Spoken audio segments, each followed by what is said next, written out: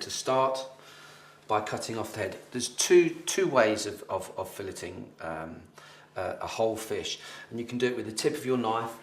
Some people do, and they kind of follow the bones through and peel it back. I think it's much easier for me to show you this way. So start with this way, and then you can move on. So I'm gonna remove the head first. So where the gills are here, around on the gill, let me just show you on the gill here, there's a big round bone there. I'm going to put my knife this side of that and cut to the middle of the head, and I'm going to repeat it on this side.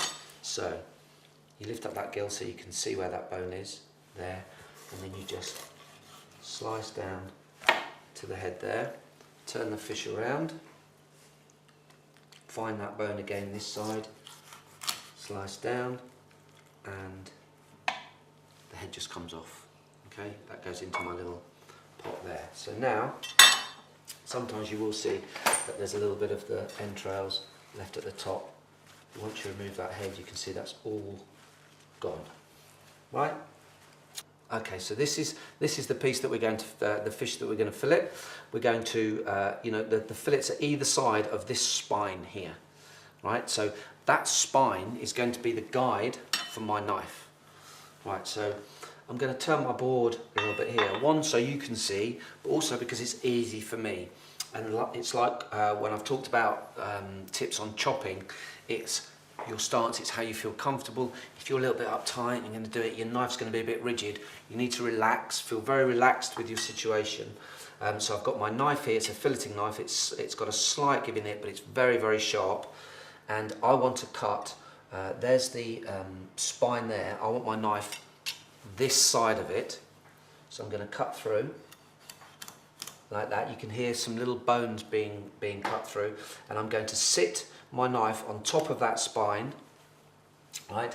And I want the knife to come all the way down this natural seam that runs all the way down the fish here, halfway down the fish, and we're just going to go keep this flap away from it, and we're going to cut forwards and backwards. And you can hear it goes through some little pin bones, which is his rib bones here.